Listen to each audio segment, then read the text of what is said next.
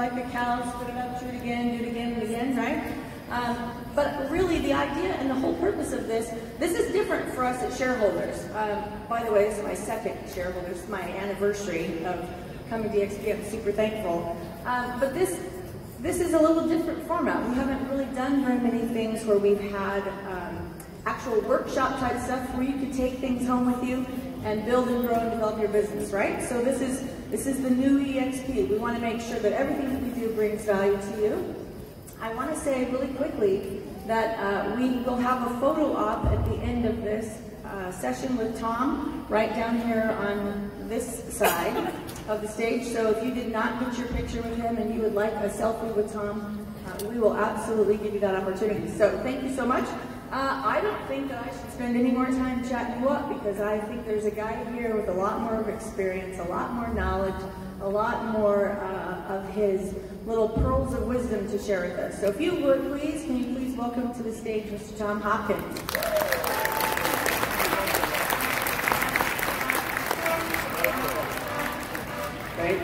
Thank you.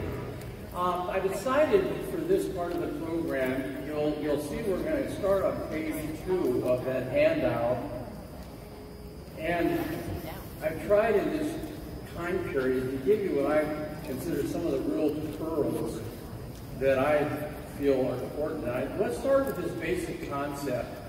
When attempting to list a property, it's critical to remember that you're asking the sellers to trust you with what is probably the most likely, largest investment, which is their home. So you've got to realize there's a lot to this when we're trying to move a person to say yes to a 6 months, hopefully, exclusive right to sell listing. And so the key is to realize that there's an enemy that we all have to fight.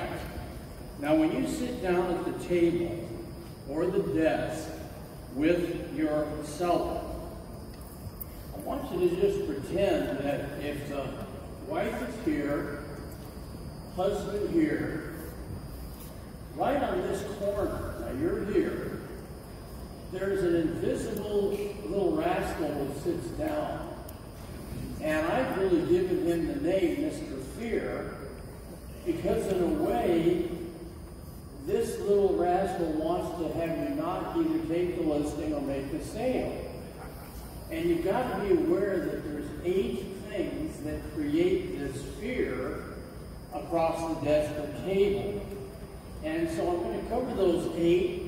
And the first one is because you're a real estate agent, the immediate thing is that in the beginning there is a fear of you, especially because there's many people who have either purchased something they wish they'd never seen, they had someone sell them something they're not happy with, and so I think we have to kind of say in the beginning, we as a salesperson are the first thing they're afraid of. And so our goal is to, again, as we've heard from our panel and some of my comments, is to do everything we can to get rid of this rascal, Mr. Fear. Also, the average person today is afraid of making a mistake. And I think you're filling in these words. Yes, in your book, they're not printed in, mistake. Okay. So all of us are afraid of that, especially when it comes to money. And so they're nervous about making the wrong decision.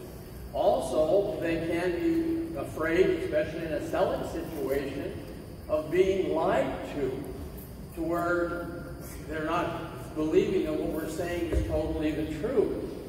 And that's another thing I want to say. Build your foundation of success on the truth. And it's tempting sometimes. And of course, this is part of being a human being who's not perfect. None of us are. But I really believe that if you'll really say to yourself, my honesty and ethics and integrity are going to be the foundation of how I do business. You'll not only last for a season, but you'll prosper and last for a lifetime in the real estate field. Also, I think they're afraid of losing face. Now, this is especially the husband. And you've got to be careful about this. When I teach financial services, not real estate, I'll give you this kind of an example. I really stress the fact that the financial advisor or planner is going to be sitting across from people who made mistakes with their money. And I really warn them about this thing losing face. I mean, here's what you don't want to do. John, I've been doing financial planning for the last 3 years, and I have to level with you. In that 3-year period, I've never seen any couple make such mistakes with their money. My God, man, what were you thinking? Some of these investments, Lord, you can't talk like that. Praise Him. John, as I look at what you folks have done financially, I'm fully proud to say I think you'll benefit most from what we can do for you. And so in a way, there's some good stuff here. Mary, I think you're going to be thrilled with what we can do. Good job, John.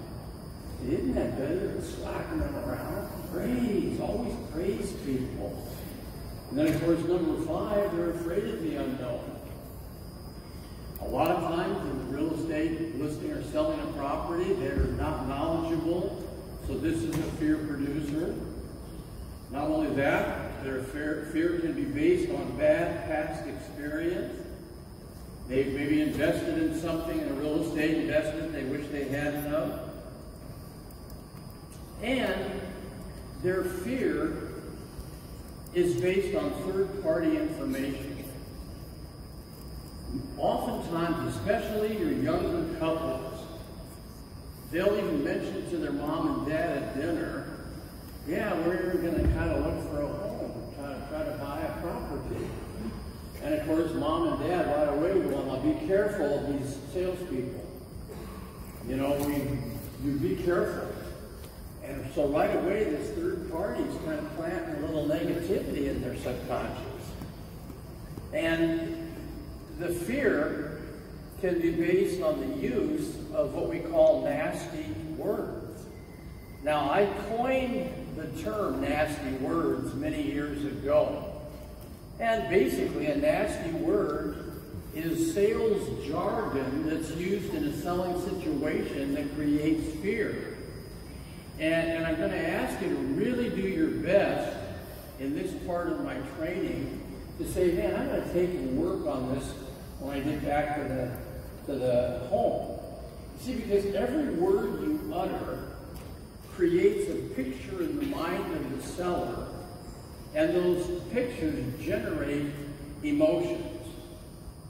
And there's these 8 words I'm going to really ask you to do your best to eliminate, because I think they're the words that push a person from a yes mode to a maybe, then to a no. And I covered one of them already, but I don't think we need to use the word commission if possible. And of course, they're going to say to you, now, if we do this thing and we list this home, tell me about your commission. Do you get a commission?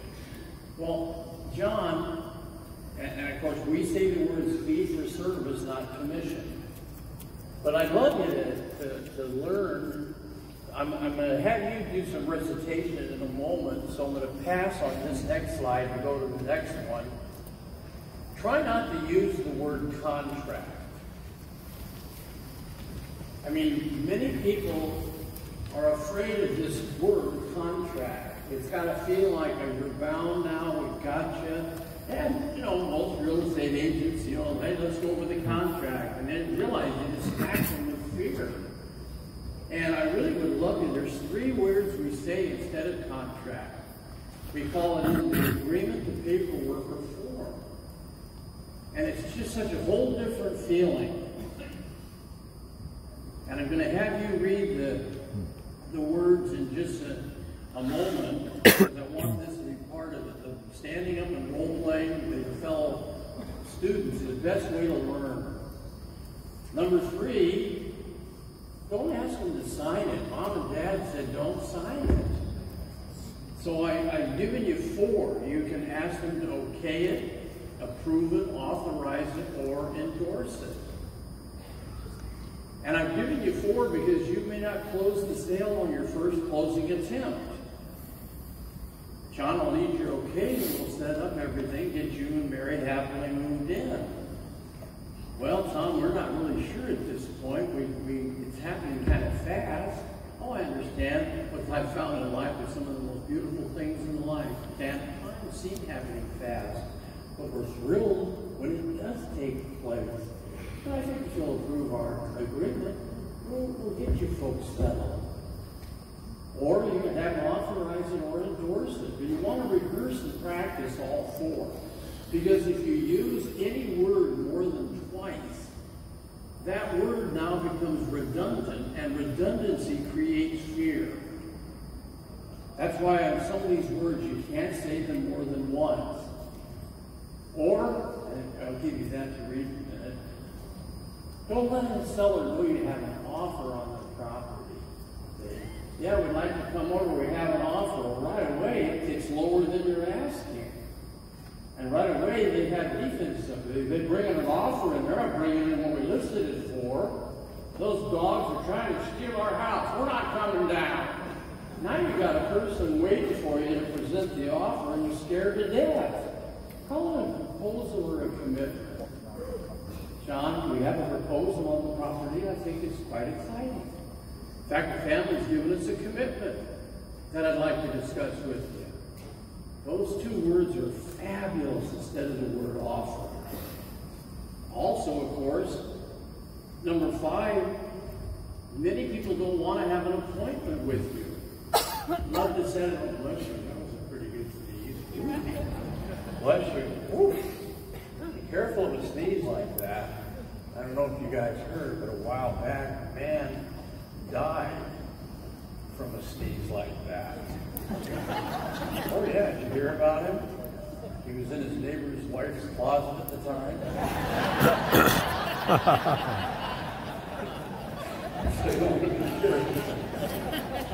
And you know, I know Bobby and I got some guys get up and do this. Have fun with that. Just wait, you always say, come on, give me a good sneeze. And oh bless you. Be careful of a sneeze like that. I don't know if you heard a while back, a man died from a sneeze like that. Did you hear about it? Yeah, he was in his neighbor's wife's closet at the time. Have fun with that, Bobby, all right? Just pop by and visit with people. See, I like the reason I love to just pop by. See, people, when they hear the word appointment, how long are you going to be in my house? I had one guy come over here, and it was 3 hours till we got him out. So I was hoping to just pop by and visit. People love to visit, nice, visit. And I like to pop by, connotation, in, out, not going to hang all night. Now what I want you guys to do is quickly stand up with your book in hand, everybody. Just give you a chance to change position. And what I'd like you to do, and of course I know people sometimes don't know why I do this, but many years ago, probably 30 years ago, I went to Hollywood, California, and created the first really in-home video training system. And it was for real estate, where people would see me take a listing, show a home, put people in the car, great little program.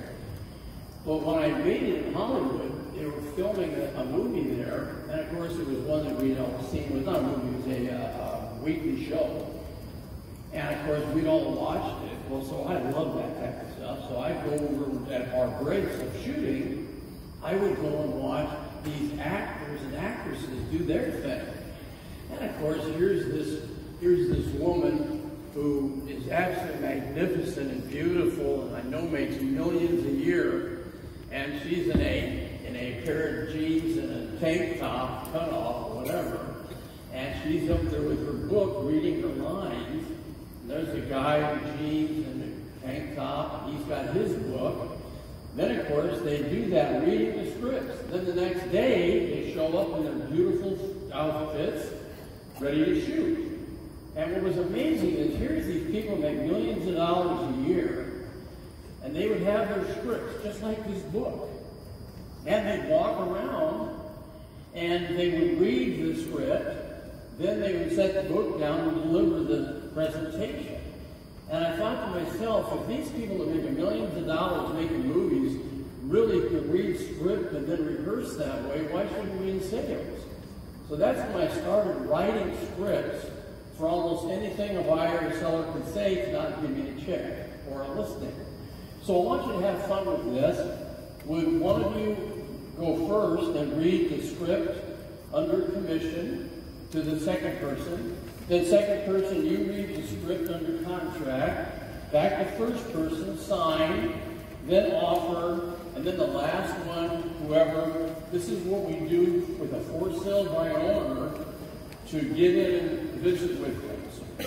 So let's become actors, and read script back and forth, and ready to go. Trying to hold this. Press pause? I don't know what I want to do. If it's,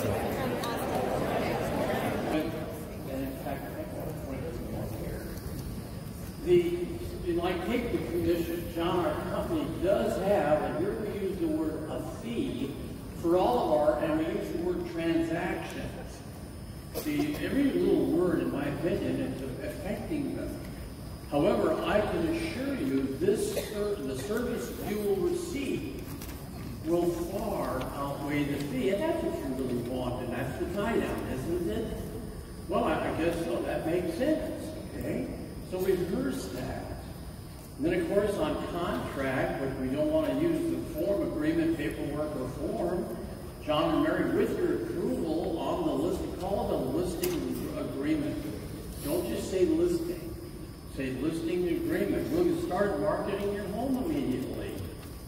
Or don't ask them to sign it. You know, we'll need you to okay, approve, authorize. Now that we have a proposal that's acceptable to you, all you need to do is endorse the paperwork so we can take the next step towards closing. And of course, there again, I talked about offer, negative. We just want to thank you for your confidence in me. Now it's my job to get you a proposal from a qualified buyer to get you moved. Or the appointment. This is a little longer, but I wanted to have you pop by and visit. And this is for the for sale by owner, which you can rehearse this and practice this script. But I really believe these little scripts, if you start internalizing them, making them yours, you'll be much more effective. You'll reduce that awful four-letter word fear, and you'll close many more transactions. So let's get to our panel. Yay. Okay, so I'm going to have our panelists introduce themselves, tell you a little bit about their business from the selling side, so that you have a good framework to know what comments they're going to share with you today, some of the nuggets. Get your phones back out, pen and paper, do all of what you got to do to take good notes, because this is stuff that you can take home and use in your business. Let me ask you a question. What's the one thing that people taught you about getting listings? What's the universal truth that we hear about? If you have a listing, you lost. Have a paycheck, right? That's what I think. That's what I want. But that only works if you actually get the listing and you price it right. Fair? So you can have lots of listings and not priced right. You're still poor. You still hoe. Don't be hoe. You don't want to be hoe. So I want you guys, I'm going to ask these guys to introduce themselves, tell you a little bit about their business, and then we're going to kind of get to some seller questions. And really, we're going to do what we did before, have a little bit of our Tom Hopkins coaching session. We all go to eavesdropping. Fair? Yes. All right. My friend next. My name is Heidi Klein. I am the tenacious realtor in Lincoln and Omaha, Nebraska. My husband and I have a team of 10 folks, and I am the only listing agent, so awesome. Great, go ahead, Brian. So my name is Brian White. My wife and I have a team in North Texas. Roughly 65–70% of our business comes from listings. Dallas is a brilliant market. It was the fastest growing city in the country last year. But what's really interesting is how the market's changing now. Last week was the first time in a long, long time there were more price reductions than there were new homes listed. So there were more reductions than listings hit the market last week. So the market's definitely shifting, and to your point, we got to make sure that we price them right up front. Yeah, good job. Rick? So my name is Rick Grannis. I'm from South Texas. I'm in the Houston market, which ironically the year before was the fastest growing city in the country. And so anyway, Texas is great. A lot of people are coming. So because of that, we're more buyer focused with secondary processing for listings. So we ask every single buyer that's coming in, who will obviously be needing to sell a home in order to purchase. And so that's what drives our listing inventory. Over the last 3 years, we were averaging around 150 homes per year. We have a team of 3 admin and 8 producing agents, and everybody gets to do listings and buyers. And we're just having a great time. Our team is called the Rockstar Group, so we have a lot of fun, and we're not the mediocre group for any reason. There you go. I like it. Branding's important, right? We're just so-so. It's all good. So thank you. I appreciate each one of you being here today and really being vulnerable a little bit, so we can kind of poke some holes in what they do and how they build their business and how they grow their businesses. So I really am very thankful for your time today. One of the questions that I really want to start with is I'd like you to share an example of how you would paint a positive word picture in your listing presentation. So Tom's the king of words, right? So I really want us to use this because there's so much power in the words. I could preach a whole sermon about the power of words, and in fact it's one of I call myself a word nerd, and I make up my own words too, which is awesome because then no one can tell me that the definition is incorrect. However, I do want you guys to share how you paint word pictures and how you communicate in your listing presentation. And I'm going to start with you, Rick, and then we'll just go all the way down and we'll work our way back with question 2. So our word is probably focus, and so I would like to use the word we more than I, because when we're sitting on a listing presentation, it's not that I'll do this or I'll do that. It's all about the team helping the client get their home sold. So I try to incorporate as many of those. We'll help you get forward. We're helping you move forward. We're going to get your home sold so that you can get there, and also trying to paint the future picture so that it'll help eliminate any of the particular challenges that a home seller may have. So ours is always about getting the home sold. They can move forward, reducing the pain. We're going to absorb all of it. Our team is prepared to help them in a lot of ways, from marketing to negotiations, and that they have a full staff to support them and answer all their questions through the process while we're helping them sell their property. So sell and sold is one of our big words of group. So the concept of we, right? This is a group effort. Because I don't know if you've ever listed a house, but you really need the cooperation of that seller.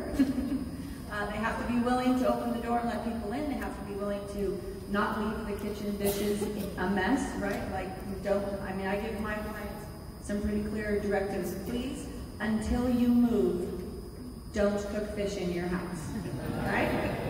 Because there's nothing worse than you open the door and you're like, well, no, thank you. So, but the we is really a big part of it, right? There's this team. It's a united front and a united force that gets us across the finish line. And it is not actually your job to do that. It is our job to do this. I'm going to help you. You're going to help me. We're going to do this together. I love that. Perfect. My friend Brian, hit me up. So that's a great segue, and the word we like to use is empower. So you were talking earlier about fear being a big part of the listing process. So we're trying to build trust from the first communication we ever had. And one of the ways we do that in our listing consultation is they're empowered to make all the decisions, right? So we don't get to make any decisions. We're the expert advisor to help them make the best decision possible for the family. We're there to help them. We've got a proactive plan, right? We're not waiting for things to happen. We're communicating proactively what's going to happen so that they can be prepared and, again, feel great about the great decision that they get to make. So it's all in their hands, and our job is to put them in the best position possible to get where they want to go. So have you ever whitewater rafted? Yeah. So the difference between the dude in the boat and the dude in the back is he's the guy. You do all the work. It's no joke, man. You're going to die if you don't row forward when they say row forward. It's over. But the cool thing is I'm not the expert. As the seller, I'm not the expert. The guy they think they are.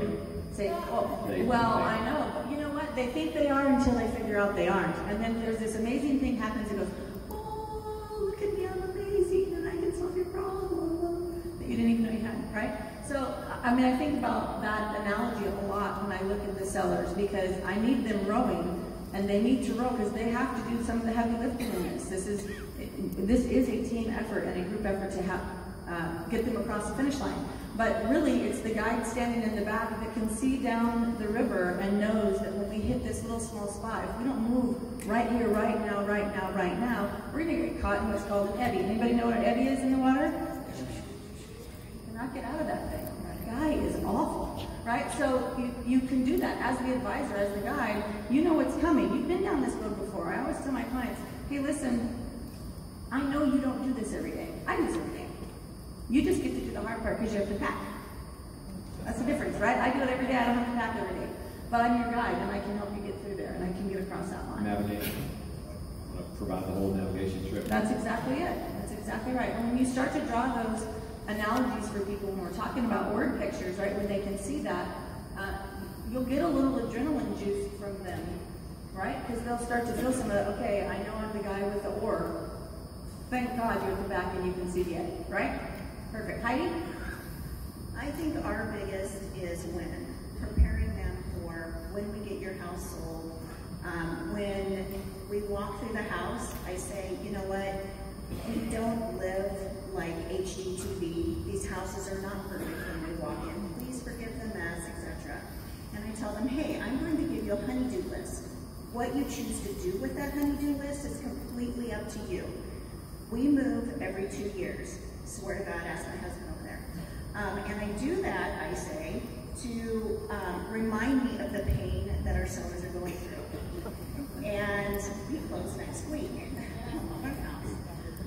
But when we go through things, I say, you know what? I want you guys to pack like you're moving, because you are. We will get this sold, and here's our process. So when we have somebody say, you know what? Your honey-do list is so long for me, I don't know that I'm going to be able to get all this stuff done. You know what? We've got people who we have already vetted that can help you get to the finish line. The difference between not doing these projects and doing these projects could be $20,000. Which would you prefer? Would you rather take a lower price on your house, or would you rather get some of these things done?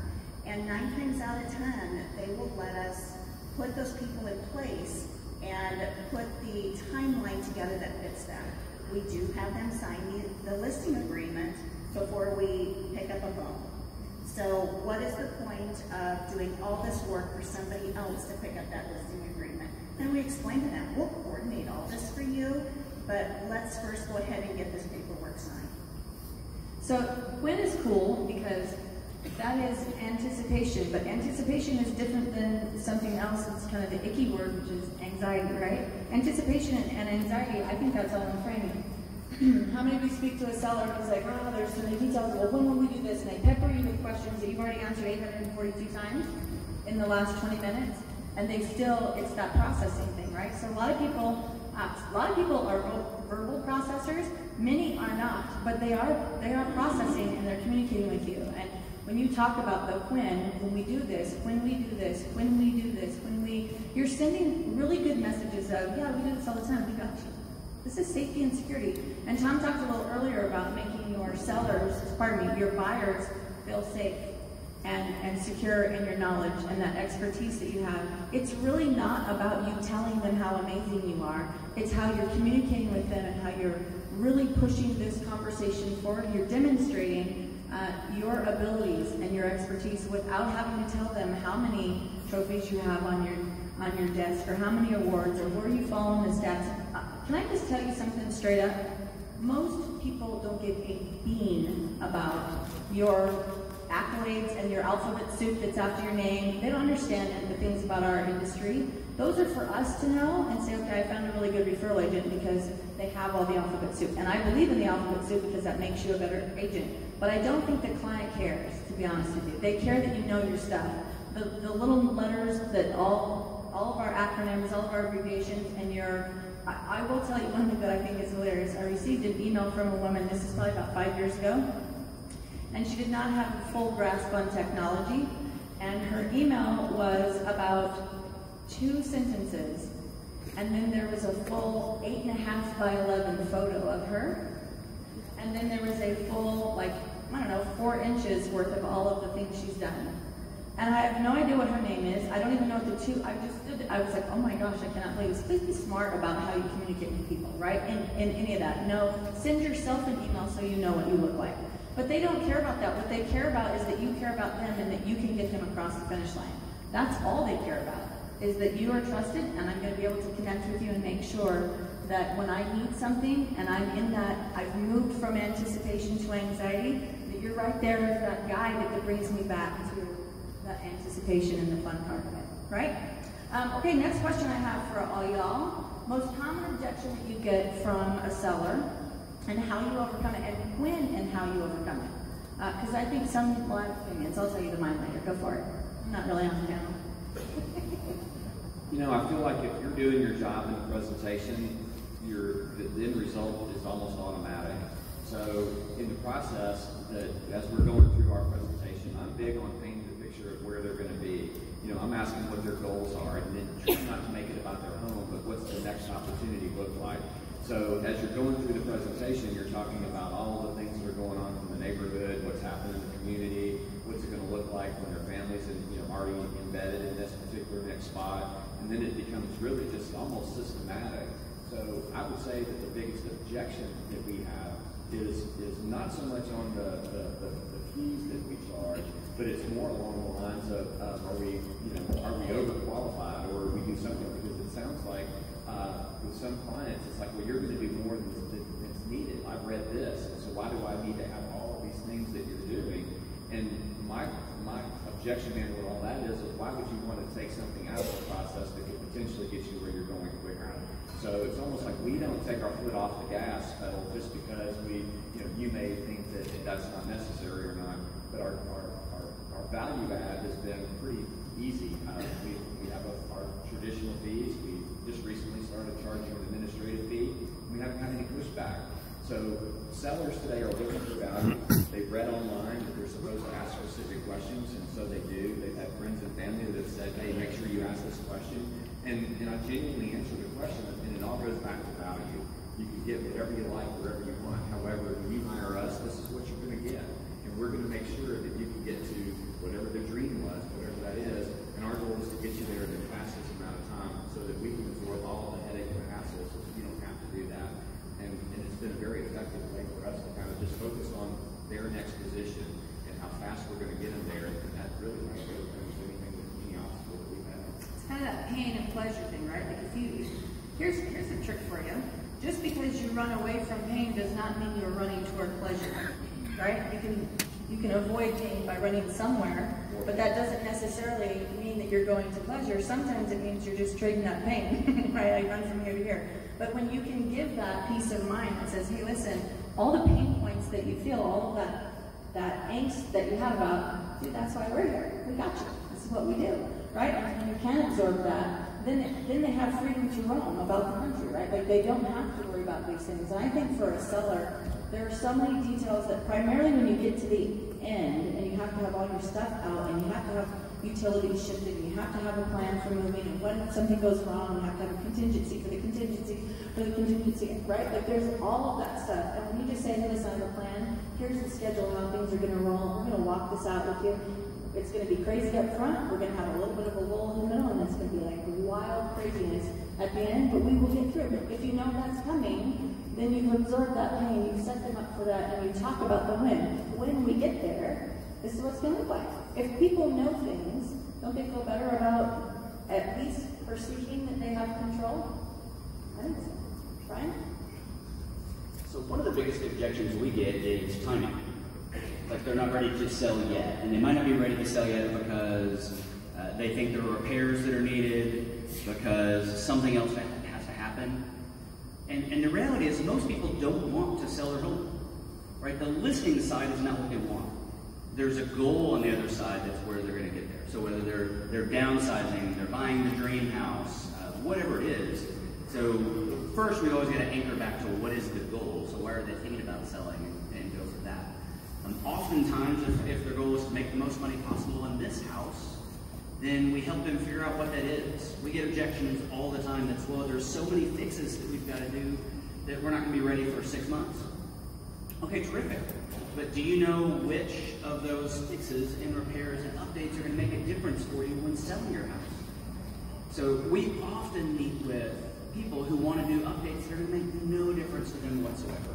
It may make them feel better, but it's not going to make the house more sellable, and ultimately it's going to cost them more than any return they might see. So we started working at that point on which updates, which modifications, whatever it is that is going to make a difference for them. So then we go back to the goal, and those things are going to help them get to their goal faster and in a better situation. Awesome. Heidi, same question for you. I would say the number one that we have is a discount brokerage in our area that lists for a very, very low price. And I explain to our buyers, the only way that you're going to get that price is if they bring a buyer or a buyer comes in and purchase that home without paying another brokerage. That happens in our area about 27% of the time. When you list with us, our average is 82% of the time our team brings a buyer, and this is how we do it. Our area is a huge Zillow buyer market. That's the first thing that we hear over and over again. Where did you see this house? Well, we saw it on Zillow. And we pay a very, very small amount to be a premier agent in a very low-selling city, town, village, that's like $4 a month. But then you get to be a premier agent. Out of that, then we have them go ahead and sign that listing agreement during the time that they're doing their honeydew list. We put one picture online, and then we put on the very top for more information and our sneak peek pictures when they become available. Go ahead and register on our website at teamtenacious.com with your phone number and email, and we will respond back to you, and you will be the first that actually gets to see these pictures, as well as get a sneak peek of the home if it's for you. So during that month or 2 weeks or whatever it is, we're capturing all of those buyers and then sending them out to our buyer's agent, our agents, and then they're the ones that know everything about this property, know the pluses, the minuses, what makes this a great property, and so they're able to get their buyers in within the first 12 hours. So we don't put it live on the MLS. We have like a 48-hour time period where it has to be listed to go live and to do showings. So our exclusive buyers that sign an exclusive buyer's agency with us get to see that home in the first 12 hours before it goes to anybody else. So we capture those buyers, we get our house sold quicker, and we close within our company 82% of the time. The likelihood that one of those discount brokerages are going to bring the buyer is only 27% of the time. I don't know what kind of a gambler you are, but I'm betting on us. There you go, that's outstanding, thank you. So Tom, I'm going to ask you then to share with all of us and kind of lead us down the path of what are the top 5 words, we'll just pick 5. 5 words that we should use in every listing presentation. Well, I like the comments, and I like the fact that you're talking about words, because I really believe, I don't know how many of you collect art, but art is one of my passions. And in a way, we are artists painting pictures, and the pictures are painted by the words that we say and the words we should not say. For example, if you say one of the 5 words, commission, that's painting a picture, money out of pockets before they see benefit. Or any of the words, appointment paints a picture of how do I get rid of you. So in a way, the words that we say are like a brush of paint that you're painting. I have always tried my best to save phrases and things to make them feel comfortable. First of all, Mr. and Mrs. Johnson, and by the way, use their last name in the beginning. Too many people, I feel, in selling in general, jump on the first name of the person they may have just met. And some people that are afraid of sales people think, guys, start calling me my first name in the first sentence. So I always did Mr. and Mrs. Johnson, Mrs. Johnson, Mr. Johnson, Mrs. Johnson. Then I did what we call the by the way. By the way, my first name is Tom, and I hope you'll feel comfortable calling me that. Would it be all right if I addressed you folks by your first names? Well, see, that was polite. I asked them if I could use their first names. And again, these are those little nuances, as I keep saying.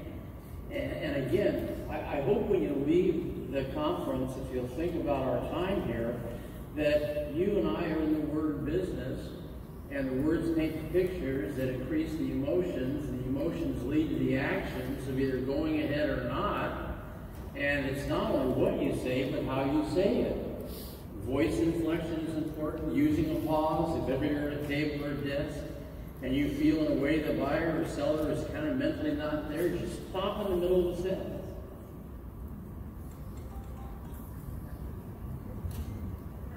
And you just pause for a few seconds and you'll see them come right back to the table.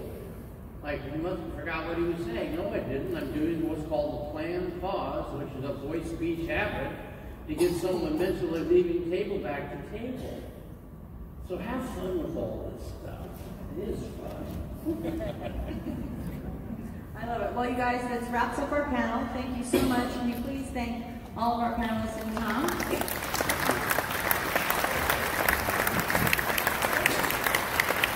Tom's going to share a few more things that you're really going to want. So hang on. We're going to go away. Tom's going to come back, and then at the end of Tom's next little session with us, I'm going to come back out and I'm going to tell you the secret. Yeah, this is, I guess, my last little session with you, and I don't want to not have you get all the workbook stuff that I brought to have you fill in. And so if you would, you can turn your little workbook to page number 5.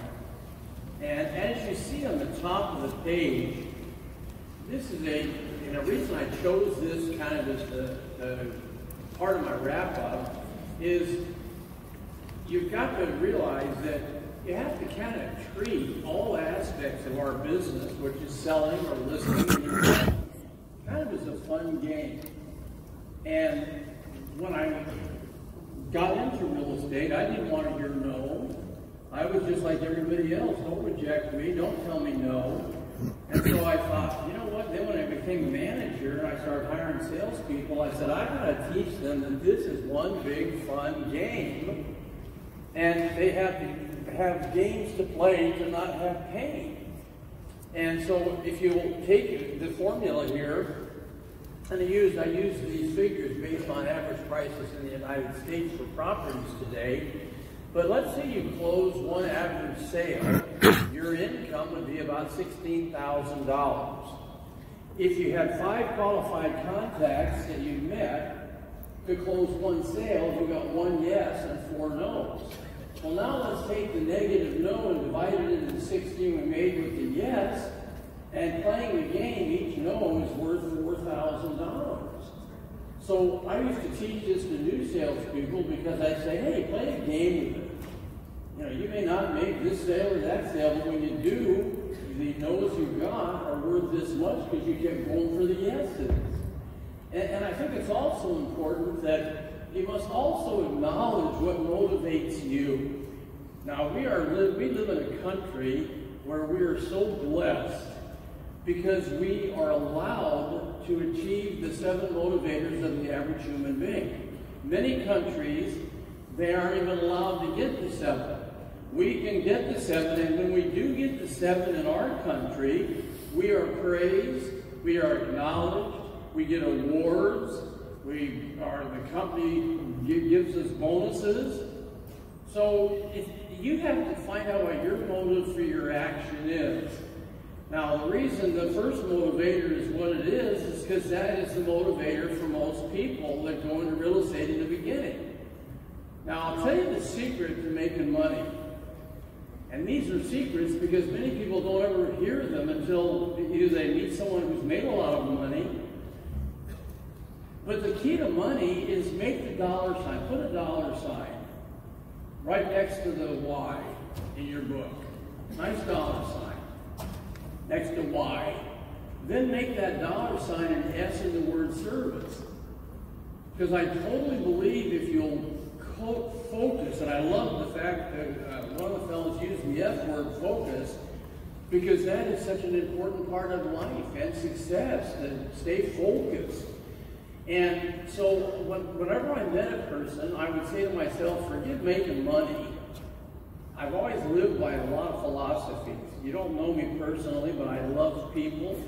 I've been blessed and used abundance and money. but I don't love the money and use the people. I have had a relationship with most people in my life that's been long-term. My last year, 96% of the homes I sold were referred to me by other people who purchased from me. And that doesn't happen if you have a jaded feeling with people.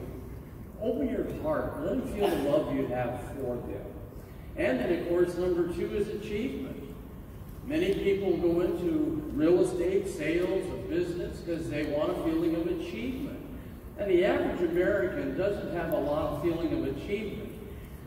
That's why we're so blessed to have found the field of sales and marketing and real estate, where we make achievement based on how good we can do.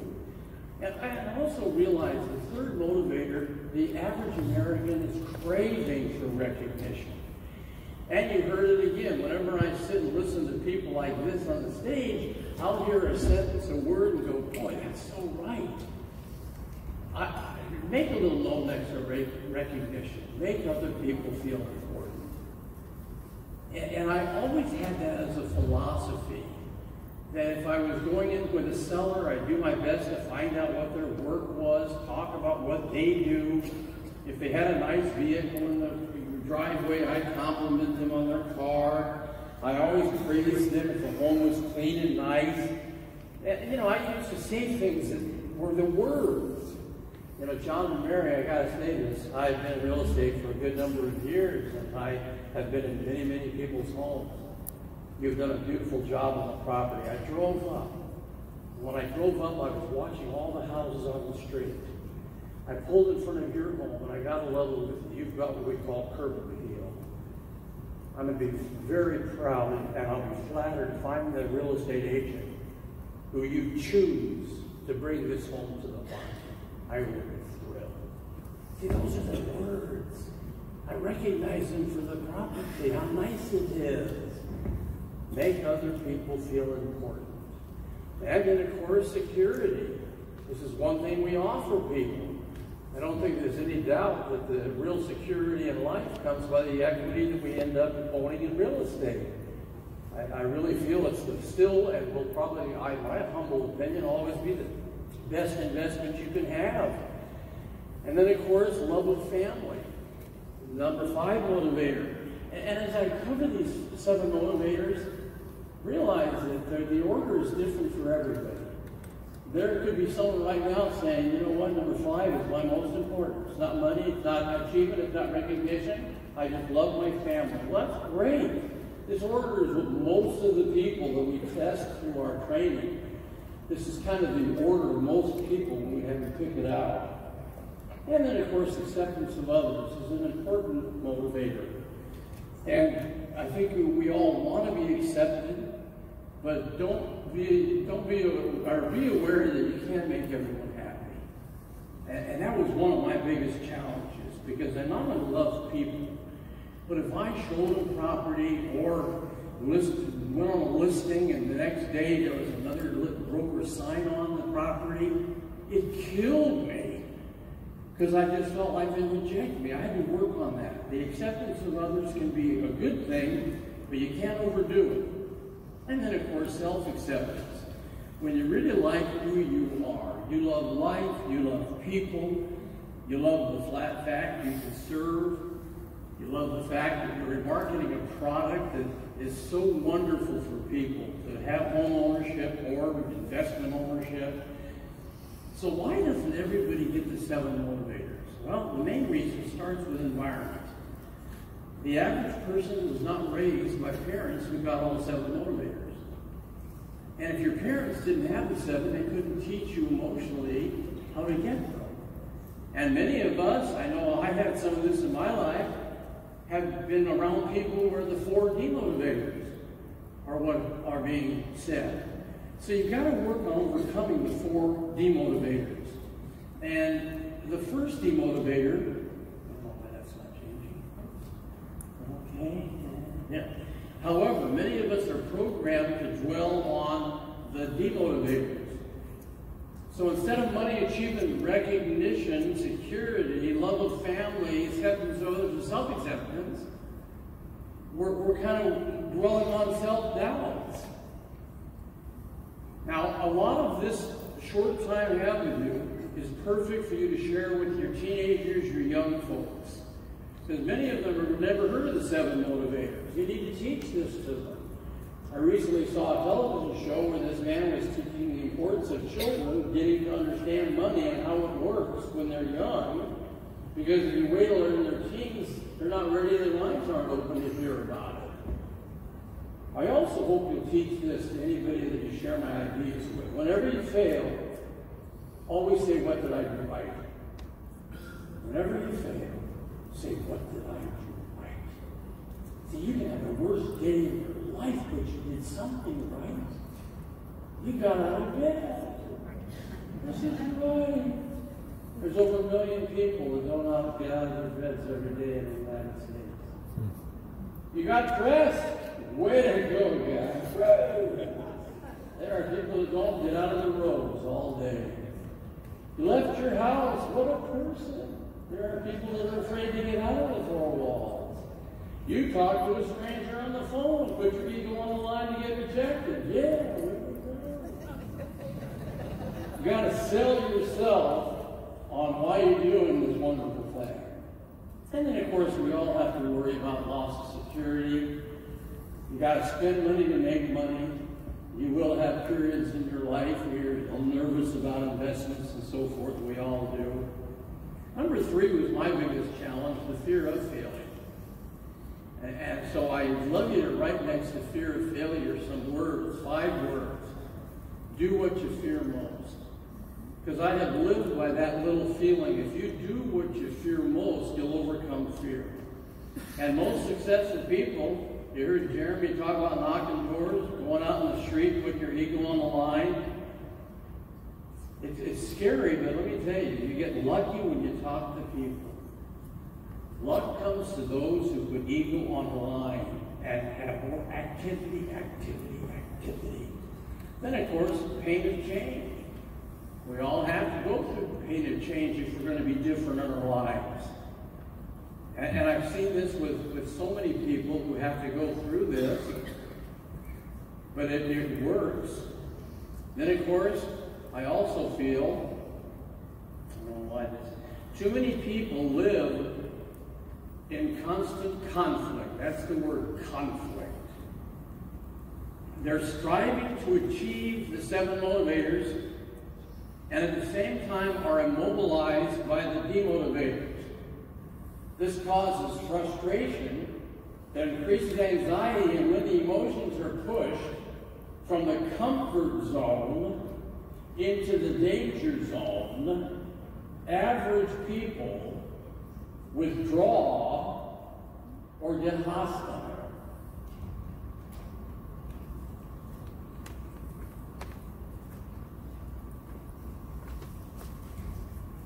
This is one of the reasons why we have an anxiety chart in your book. We have the comfort zone CZ, the danger zone DZ. And we're all at a different level of passing from comfort zone to danger zone. For example, I can handle up to 700 points of anxiety and pain before I go from comfort zone to danger zone, or I'm sorry, 300. So I wake up, I had a good night's sleep, I feel good about the day, and oops, that's supposed to go the other way. I'm sorry, gang, reverse it on me. And I wake up, well, I'll do it this way. I wake up, I feel good on the bottom in comfort zone. I'm at 50, wonderful, beautiful day. Have a beautiful breakfast, 150, feeling really good, but my wife overcooked one dish, and so now I went over 150. And I get in the car, I'm a little heavy on the gas, I don't see the officer. And by the way, when you get pulled over, you can't just take the ticket. You can't withdraw, and you can't get hostile. Get creative. Try this, you have nothing to lose. When you get pulled over by a policeman, he walks up to the car, give him a big smile. And say, officer, please forgive me for bothering you this morning, just for a warning. Oh, try that. I'm not kidding, it works. Forgive me for bothering you this morning for just a warning. Well, okay, keep you down that speed, okay.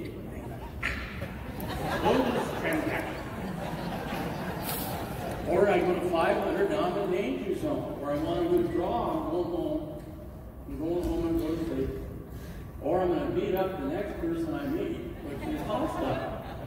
But you don't want to do that. These successful people, look at the word creative. When they head towards stress and anxiety, they don't withdraw and go home. They don't get hostile to somebody. They get creative. And you want to try to always be creative. I learned this, I thought I'd try practicing it. And of course, I was a door knocker. Whenever my sales were down, I knew I had to talk to more people. And I loved going out on the street and talking to folks. And I worked on what I said to them at the door. And I used to have fun. By the way, I knocked on the door, ring the door, step 8 feet away, always look up the street, always whistle when we knock on doors. It's almost like saying, I'm letting you know I'm out here, nothing to fear.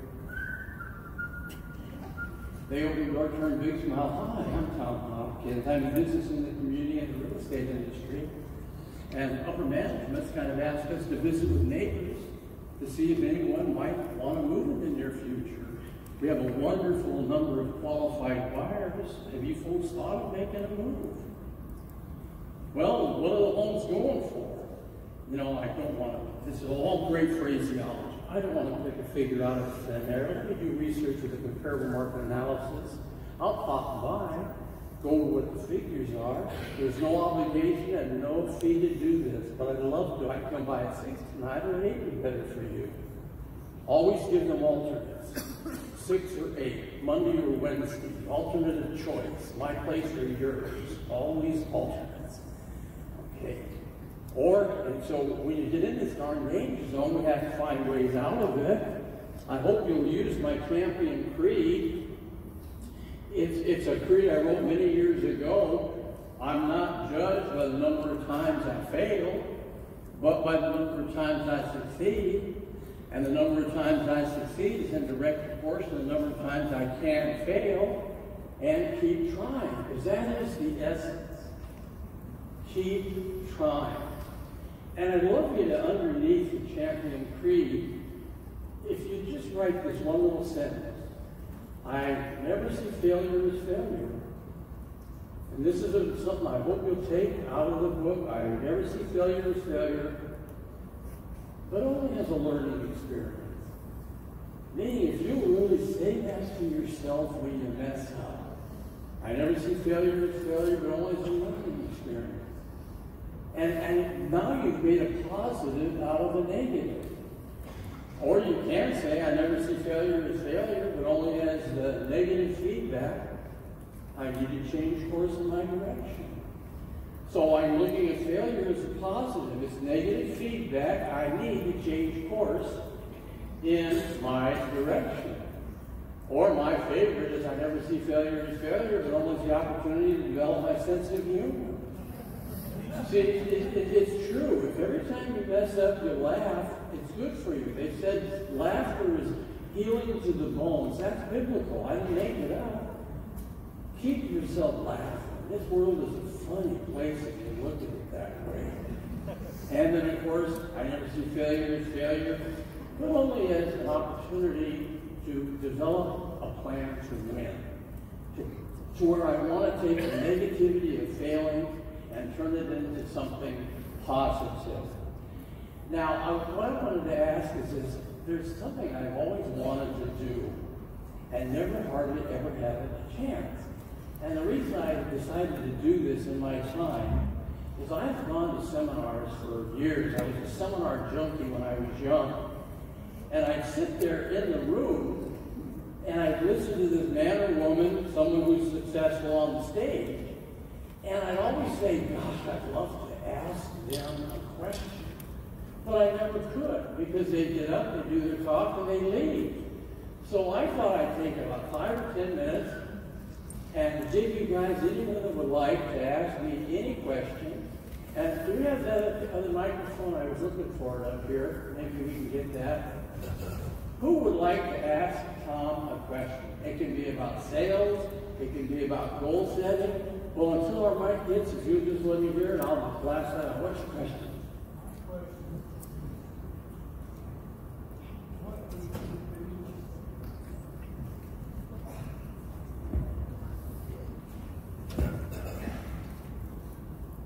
But it's the tonality, it's how you come across. And this all makes it all, I guess, work. I hope that yes. It does, thank you. Anybody else? I do. There's the man right there. Anybody that works with Paula here and is a successful person goes through periods where they have periods out there like paralyzed. Have you ever had a time like that in your life? And what do you think the keys to overcoming it were? Well, in the beginning of my real estate business, I did have, that's another thing I'm finding in myself, is a lot of us in turn realizing that we have to be sure we know where we're going when we're ready to go. And based on that applause, I look forward to seeing you over today. Thank you, guys. Thank you.